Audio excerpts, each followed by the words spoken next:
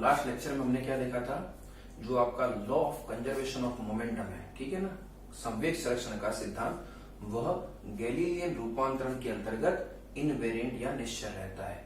ठीक है, तो आज हमारा जो टॉपिक होगा वो सेम उसी प्रकार का होगा, वो है ऊर्जा संरक्षण का सिद्धांत, law of conservation of energy. और अगर आप इसको मोर ब्रॉडली बोलना चाहो तो काइनेटिक एनर्जी है। एनर्जी के संदर्भ में कौन सी बात कर रहे हैं? मेनली काइनेटिक एनर्जी की बात कर रहे हैं। ठीक है, तो इसमें भी वही चीज होगी कि एक इवेंट होगी, इवेंट सेम हुई कि दो पिंड है, उनकी टक्कर हो रही है, तो टक्कर है, तो टक्कर के लिए आप क्या लिख सकते हो? गतिज ऊर्जा संरक्षण सिद्धांत से टक्कर से पूर्व कुल गतिज ऊर्जा यानी पूरे सिस्टम की, और टक्कर के पश्चात जो कुल गतिज ऊर्जा है वो दोनों क्या रहती है? बराबर रहती है। ये हम एस फ्रेम में मान के चल रहे हैं, ऐसा होता है। और फिर आपके पास एक एस डैश फ्रेम है जो एस के सापेक्ष नियत वेग v से प्लस x दिशा में गतिशील है। तो अगर आप इस पूरी इवेंट को एस डैश फ्रेम से मेजर करते हो तो क्या आपको इसी प्रकार का संरक्षण सिद्धांत मिलता है?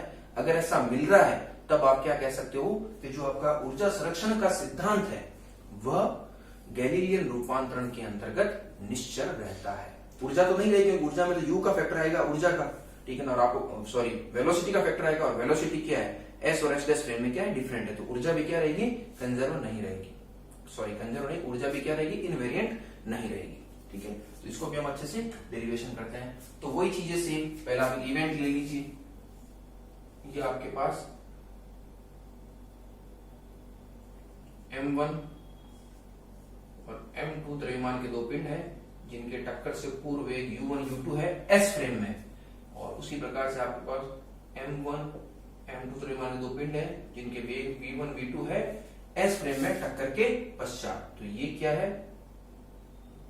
बिफोर कॉलिजन, और ये है आपका आफ्टर कॉलिजन, और ये आपकी एक इवेंट है, ठीक है ना, या घटना है। और इस नोटेशन आप बिल्कुल ध्यान रखिए, u1 u2 v1 v2 क्या है?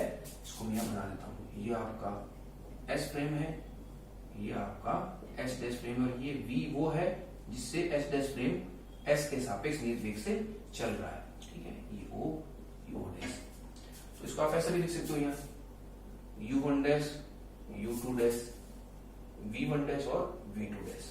फिर नीचे आप लिख लीजिए जहां क्रमशः u1 u2 s फ्रेम में या s फ्रेम के सापेक्ष टक्कर से पूर्व द्रव्यमान कण m1 और m2 के वेग हैं, तथा u1 डैश तथा u2 dash s dash frame में टक्कर से पूर्व m1 m2 के वेग हैं। ठीक उसी प्रकार से v1 v2 और v1 डैश और v2 डैश के बारे में आप लिख सकते हो। एक एक चीज क्या होनी चाहिए? पूरी नोटिफाइड होनी चाहिए, ठीक है ना, बिल्कुल एक चीज लिखो जहां, ताकि आपका डायग्राम भी क्लियर हो, और जो डायग्राम में आप नोटेशन काम में ले रहे हो u1 u2 ये सब क्या बिल्कुल लिखे हुए होने चाहिए। ठीक है, जब आप इस लेक्चर को सुने तब आराम से इसको नोट्स के रूप में आप ले सकते हो, बिल्कुल ठीक है। आप नोट्स अभी तो यहाँ लिखने में आपके जगह भी, स्पेस भी चला जाएगा, टाइम चलेगा, लेक्चर बिना वजह का लेंथी हो जाएगा। मैंने बोल दिया, आप आराम से वीडियो को पॉज कीजिए और जो चीज बोली उसको आप नोट कीजिए, ताकि ये पूरा एज इट इज आपके क्लासरूम की तरह नोट्स बन जाएंगे। ठीक है, तो ये इवेंट है, इसको मैं एस फ्रेम से भी देख रहा हूँ और एस डैश फ्रेम से भी देख रहा हूँ। अगर इस इवेंट के लिए एस फ्रेम में ऊर्जा संरक्षण का सिद्धांत लिखना चाहूँ तो वो मैं क्या लिखूंगा?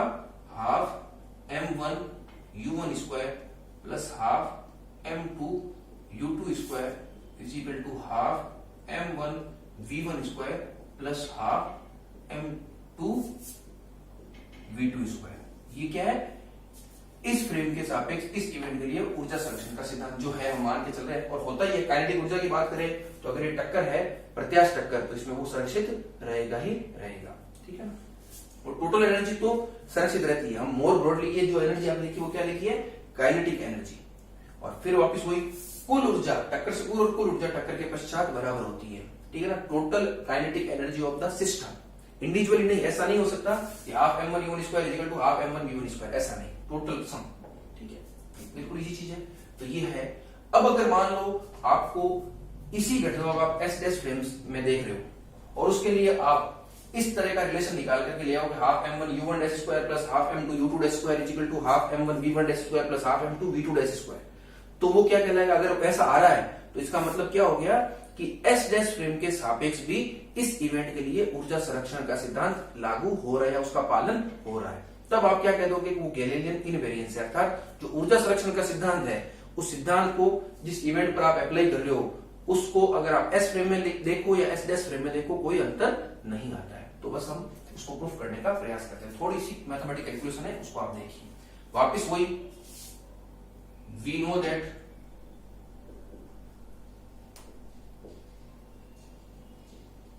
From the velocity transformation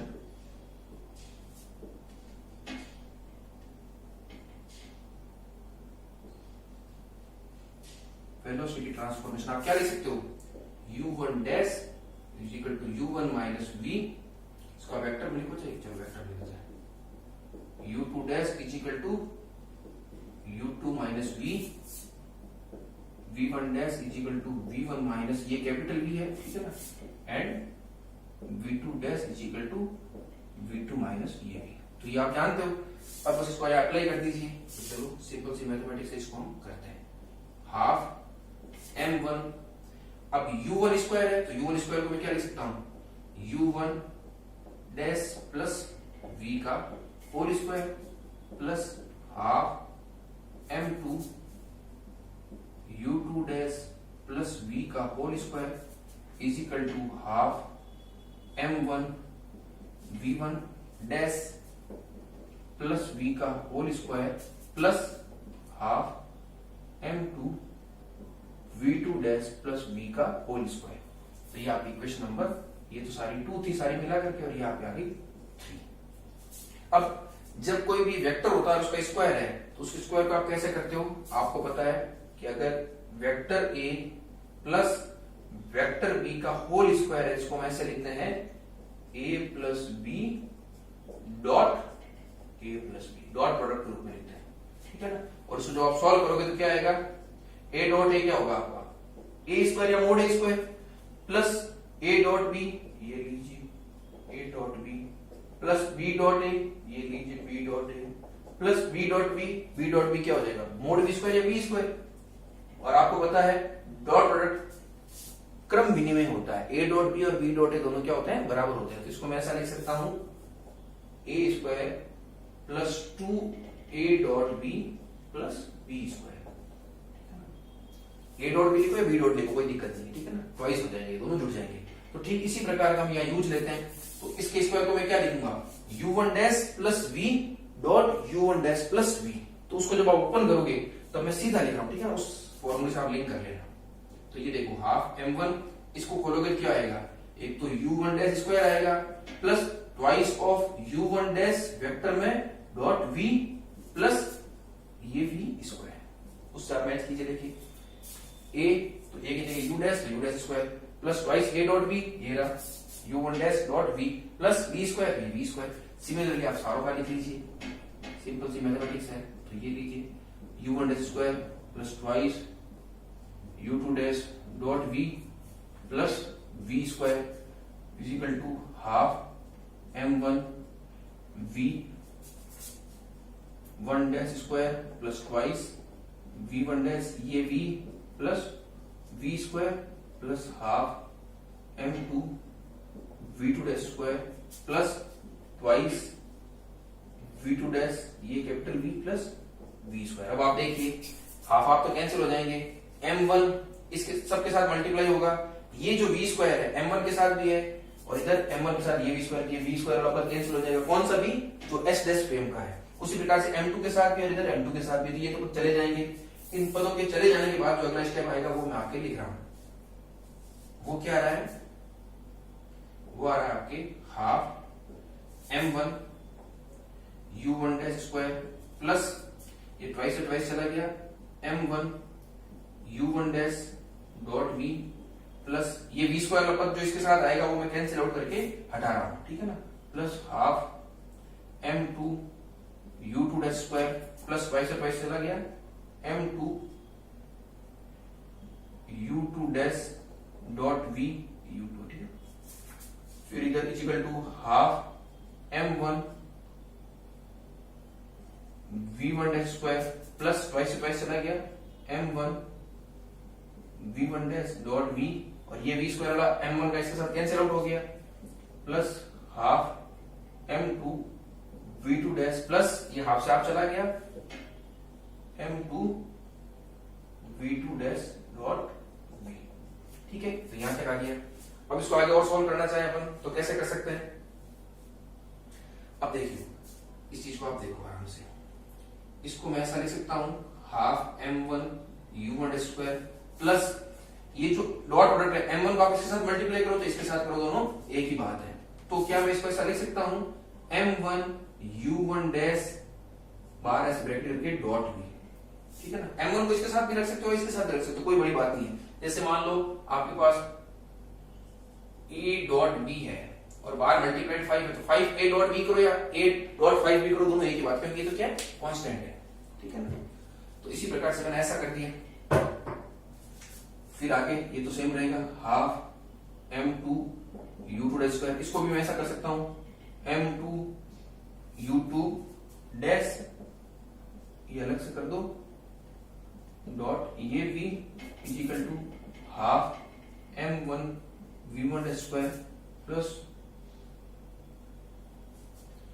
m1 ये v1 डैश, ये अलग से v डॉट प्रोडक्ट के साथ plus half m2 v2 dash square plus m2 v2 dash dot ये v। ठीक है, इसको थोड़ा और सिंप्लीफाई करते हैं। अब देखिए ये क्या है, ये डॉट v, ये डॉट v, तो इसको मैं ऐसा भी लिख सकता हूं, देखिए हाफ m1 u1 डैश, ये डॉट v कॉमन ले लो तो क्या मैं इसको ऐसा लिख सकता हूं u1 dash plus m2 u2 dash dot v। Same चीज है, इसको ओपन कीजिए तो half m1 dash m1 u1 dash dot v ये रहा plus m2 u2 dash dot v, same है, कॉमन लिया बस, कुछ नहीं किया, ये पद अलग से बच गया half m2 u2 dash square is equal to half m1 v1 dash square, इसमें भी कॉमन ले लूंगा तो m1 v1 dash plus m2 v2 dash dot v plus half m2 v2 dash square. अब देखिए इसको इक्वेशन नंबर आप 4 दे दीजिए, थोड़ा इकट्ठा हो गया लेकिन अपन एक एक स्टेप लिखा था, आप आराम से देख सकते हो। ठीक है,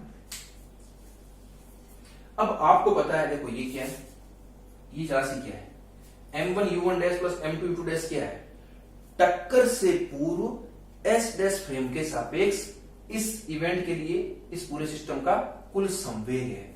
और ये ब्रैकेट वाली राशि क्या है, टक्कर के पश्चात s डैश फ्रेम के सापेक्ष इस इवेंट के लिए टक्कर के पश्चात कुल संवेग है।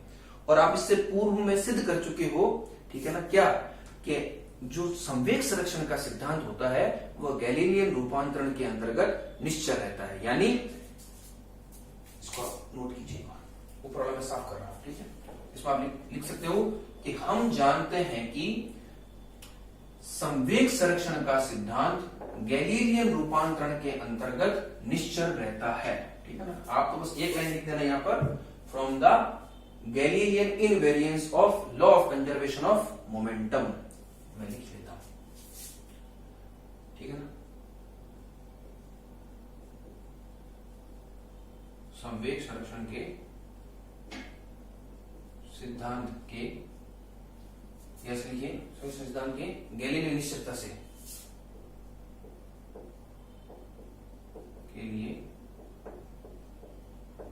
गैलीलियन निश्चलता से आप क्या लिख सकते हो, m1 u1 dash plus m2 u2 dash is equal to m1 v1 dash plus m2 v2 dash. ठीक है, और ये दोनों बराबर है, इसका मतलब ये डॉट भी है, इधर भी डॉट भी, पूरा पद क्या हो जाएगा, कैंसिल हो जाएगा। तो इक्वेशन 4 और 5 से आप क्या लिख सकते हो, half m1 u1 dash square plus from equation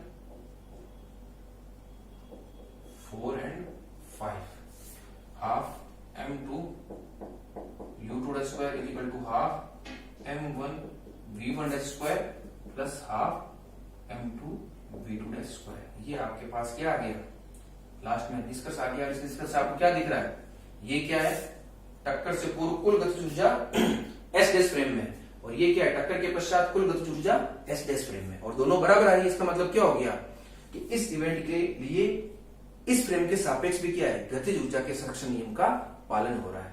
तो इसका अपना आप में अर्थ क्या हो गया चाहे आप एस से देखो चाहे एस डैश से देखो, ये जो सिद्धांत है, इस सिद्धांत का मतलब क्या है, ये एक्चुअली क्या है, this is equal to this क्या है, ये ऊर्जा संरक्षण का सिद्धांत है। ये जो मैथमेटिकल एक्सप्रेशन है इसका फिजिकल सिग्निफिकेंस है ऊर्जा संरक्षण का सिद्धांत। तो जो ऊर्जा संरक्षण का सिद्धांत है वह आपके एस फ्रेम में देखो चाहे एस डैश फ्रेम में देखो, दोनों में लागू हो रहा है। तो इससे आप क्या कह सकते हो, अतः स्पष्ट है कि गैलीलियन रूपांतरण के अंतर्गत ऊर्जा संरक्षण का सिद्धांत निश्चल या अचल रहता है। It is clear from equation 6 we can say that the law of conservation of energy is invariant under the Galilean transformation. ठीक है, या इसको आप ऐसा भी कह सकते हो, this is the Galilean invariance of conservation of energy या law of conservation of energy, और मोर ब्रॉडली आप काइनेटिक एनर्जी भी कह सकते हो। तो ये इस तरह का डेरिवेशन है, बड़ा क्वेश्चन आपसे पूछा जाता है। हमने बिल्कुल स्टेप बाय स्टेप इस पूरी चीज को कर लिया। आप बड़े इत्मीनान से स्टेप लेक्चर को सुनो, आराम से पॉज करके आप एक एक चीज को देख सकते हो, एक एक डेरिवेशन को आप आराम से सुन सकते हो, तो आपको बिल्कुल क्लासरूम जैसी फीलिंग ही आएगी। ठीक है, जो चीज काम आएगी उसको हमने नोट भी कर लिया। तो इस तरह से आप चीजों को कीजिए, डायग्राम बिल्कुल प्रॉपरली बनाइए, एक एक चीज को नोटिफाई कीजिए, क्या है इसका मतलब क्या है, इसका मतलब क्या है, उससे आपके कॉन्सेप्चुअल क्लैरिटी आएगी, कभी कंफ्यूजन नहीं होगा। और इस तरह की प्रैक्टिस करने से जो न्यूमेरिकल अप्रोच होती है, ठीक है ना, अभी हमारी थ्योरी चल रही है, फिर हम कभी एक दो लेक्चर ऐसे लेंगे जिसमें हम थोड़े बहुत न्यूमेरिकल को भी सॉल्व करने का प्रयास करेंगे, तब आपकी जो टैक्टिक्स है समझने वाली वो बहुत काम आएगी। तो इस लेक्चर को हम यहीं समाप्त करते हैं, और एक तरह से आपका जो गैलीलियन रूपांतरण है वो लगभग पूरा हो गया।